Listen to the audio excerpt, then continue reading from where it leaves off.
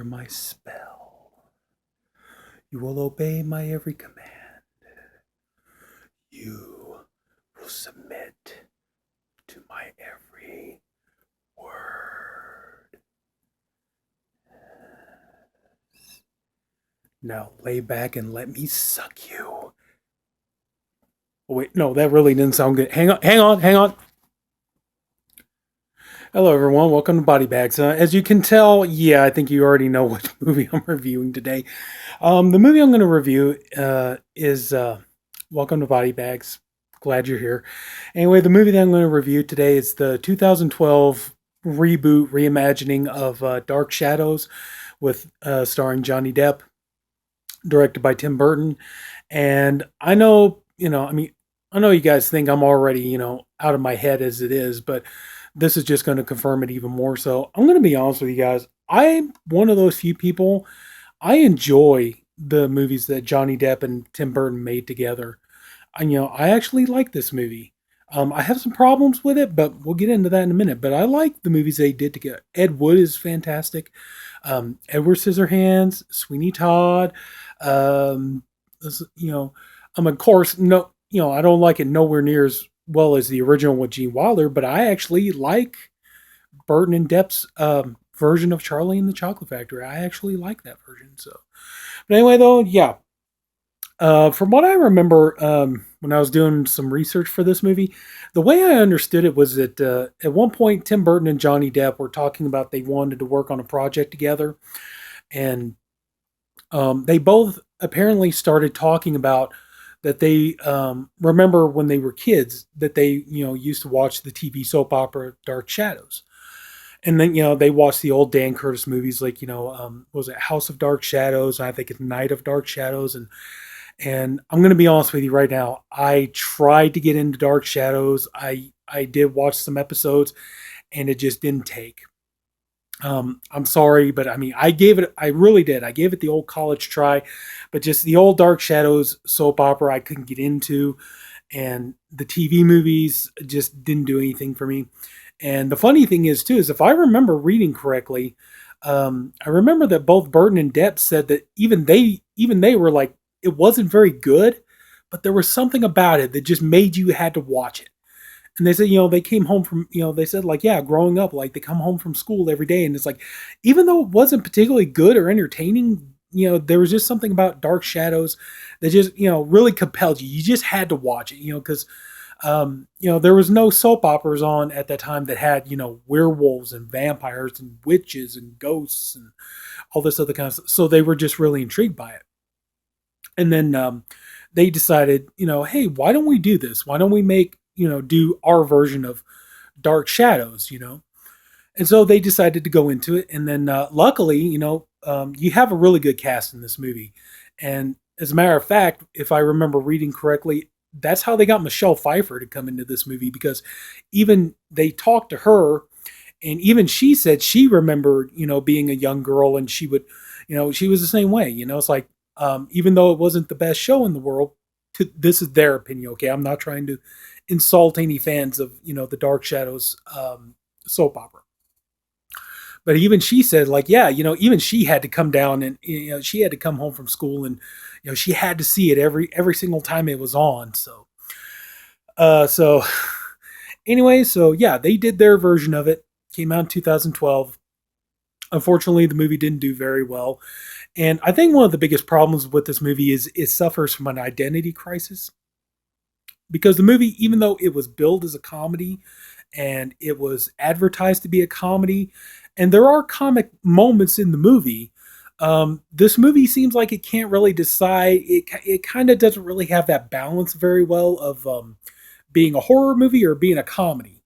It just doesn't have the right balance, in my opinion. But anyway, we'll get into the story. Okay, now our story takes place in the 1700s. You got the young Barnabas Collins, who he and his family, they're coming to America, and they're going to open up a fishing business, which turns out to be, the biggest fishing business in America. And they end up having a whole town named after them. Collins was a Collinsport.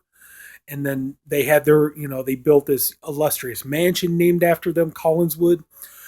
And so, everything is going really well. Well, we find out that at a young age, young Barnabas um, basically has kind of a tawdry affair with Angelique Bouchard, who later in the movie ends up being played by Eva Green.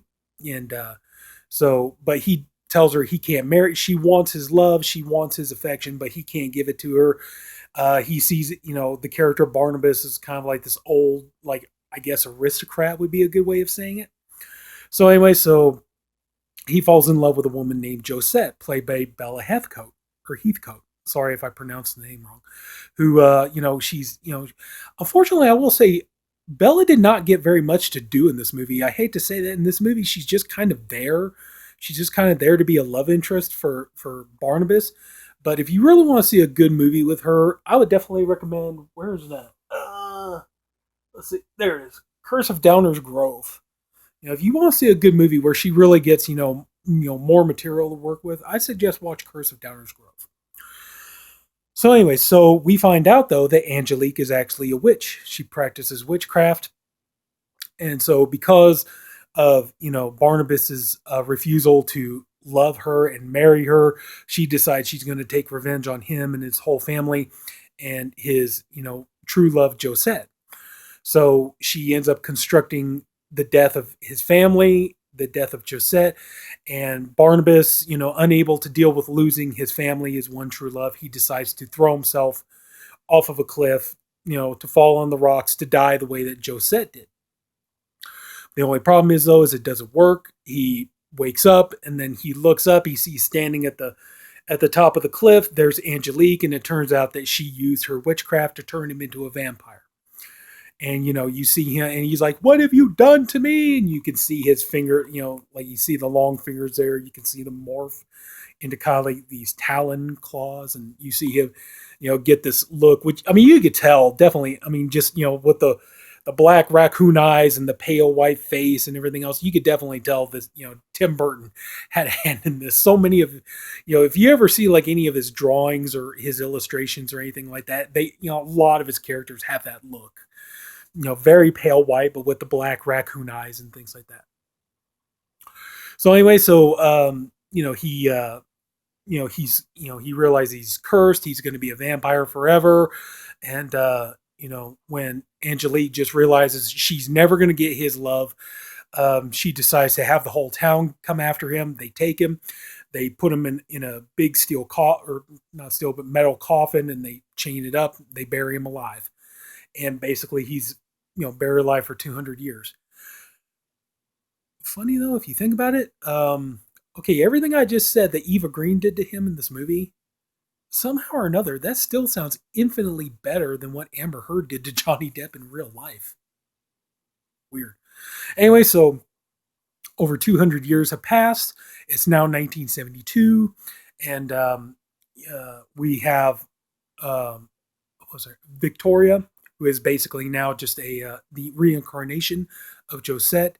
She's going to she's going to Collinswood. She's going to be a governess for young David Collins, and we find out that Victoria has been she's been institutionalized most of her life because she sees ghosts, and basically she can kind of see and communicate with the dead, and she gets to she gets to Collinswood, and we have this is where your big cast shows up. You got Jackie Earle Haley playing Willie Loomis, or yeah, I think it was Willie Loomis.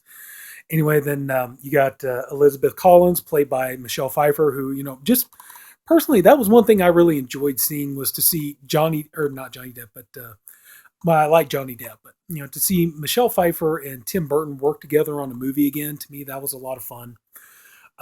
You got Carolyn played by Chloe Grace Moretz, who even though I've said, yeah, I wasn't a big fan of her in the Carrie remake. I just don't think she fit that part at all. But here, I really liked her in this movie. I had fun with her character in this movie. You have Johnny Lee Miller playing, what was his name? Oh, the character's name. David's father. What was his name? Anyway, it escaped me. Sorry. But then you got Dr. Hoffman played by Helena Bonham Carter, who it was kind of funny because I don't remember if it was on the bonus features of this or Sweeney Todd, but There's a, usually whenever Helena Bonham Carter, Johnny Depp, and Tim Burton work on a movie together, it always ends up with Johnny Depp killing Helena Bonham Carter.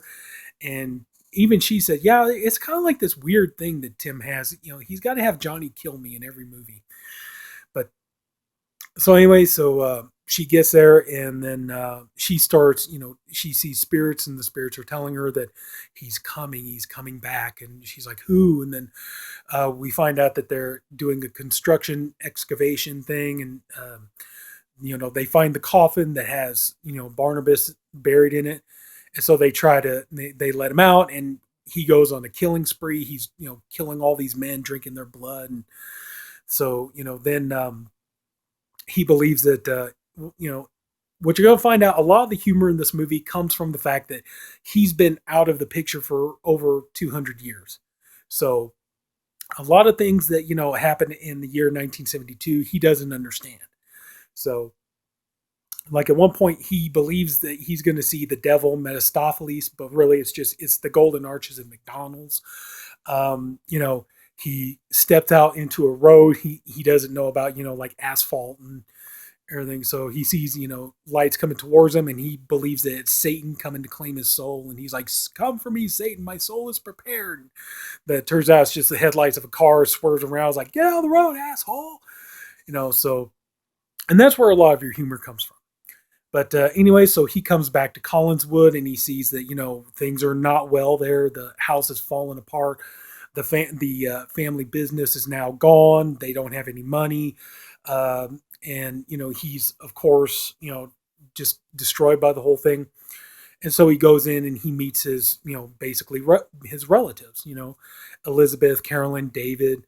And he tells when he meets Elizabeth, she believes that he's psychotic or there's something really wrong with him, and he's gonna try to kill the family. And of course, she's just doing what any mother would do. She wants to protect her kids and protect her family. But he does reveal to her that it's kind of funny because I thought, like, first time I watched this, I figured, like, the movie would go on forever before she would find out that he's a vampire. But no, she tells him that she heard that he was cursed as a vampire. He tells her that he is, and she's got like a knife that she's gripping in her hand. She's ready to attack him, but he says, I am a vampire, but I'm going to tell you first and foremost, I'm a Collins. And you are my family. Those children are my family. Nobody's ever going to be hurt while I'm under this roof. And so he shows her that they actually have, a lot of riches that they never knew they had. And he said that he wants to basically rebuild their home, basically make a home for his family again, and he wants to get the business up and going again and make money for them and everything else. And so he sets to work about it. But then we find out that Angelique, who is, basically morphed her persona throughout the centuries.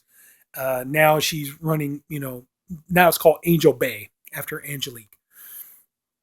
And so, Barnabas finds out that, that she's actually, Angelique, and that there's a lot of fighting between the two of them and stuff. And I mean, I'm not saying anything against Bella Heathcote, but I don't know if I could resist Eva Green. That would be kind of hard to do. That would be tough. But anyway, so she's, trying to seduce him, trying to win him over, but he's not going for it. Then when he meets Victoria, he instantly sees that she's the reincarnation of Josette. He wants to try to win her love back again. And so, that's where kind of like those whole soap opera thing comes into. And then, but here's the thing, it's like the same thing. It's like Angelique wants to win Barnabas's love, and he doesn't want to be with her. He wants to be with Victoria now. And so, chaos ensues. And, again, she's going to decide she's going to take her revenge against Barnabas, and she's going to take her revenge against the Collins family. And, and then you get to this very, even though there's some funny parts in it, but in the climax, there's a lot of horror, definitely a lot of horror elements to it. But one thing also too is that I think they tried that in one of the Dark Shadows movie. In this, you have Dr. Hoffman's character, Helena Bonham Carter. She's trying to, she's trying to give Barnabas basically like a blood transfusion to see maybe if she can make him more normal. which but also too, he's trying to, um, he's trying to connect with with like people today, and that's where a lot of your comedy comes from. And of course, Carolyn, Chloe Grace Moretz's character, she's always giving him a hard time about it. And and one part that I thought was really cool was where you know kind of ironic now when you think about it, but Alice Cooper shows up to play a concert at their mansion. And of course now Johnny Depp and Alice Cooper have the band Hollywood Vampires. But he's like watching him through spyglasses, and he's all like, "Ugliest woman I've ever seen." That was really good. That was really funny. But overall, I enjoyed this movie. But like I said, yeah, just parts of it are uneven. You can't, sometimes it's kind of hard to tell what parts are comedy, what parts. Well, I mean, you could tell, but it's just like it just doesn't have that right balance. But I really enjoyed the movie, and I got to be honest, I enjoyed it more than when I tried to watch the original series. But Johnny Depp, I had a lot. I enjoy his movies. I enjoy his work. I had a lot of fun watching him in this movie. I love his humor. I love those little facial gestures. He does a little arched eyebrow, or does a little grimace that he does, or whatever. I enjoyed that. The rest of the cast is really good in here. Eva Green, she can go from. That's kind of the thing. She could go from being really sexy and alluring to be really. She just has some facial expressions that really like makes you go, "Oh God, she's creepy." Chloe Grace Moretz is a lot of fun. Everybody is good in this movie, in my opinion. They all do a good job. There's a lot of Jackie Earle Haley, which I got to admit, I despised him as the new Freddy Krueger. I'm sorry. I mean, I know he tried to give his best shot, but I didn't like it. Sorry, but in here, I liked him as Willie. So, but yeah, I have fun with this movie. This is something I could see myself watching around Halloween time, and I think I've talked about it more long enough. So that's going to do it. So if anybody took the time to watch this video, I thank you for doing it. I appreciate you for doing it. I honestly hope you enjoyed the video. If you did, please like. If you haven't already, go ahead and subscribe to the Body Bags channel. We have a different reviewer for every day of the week. I'm the Friday reviewer. We have great guys. Everybody's doing great stuff. And yeah, that's it. So take care, everybody. And I'll see you next week.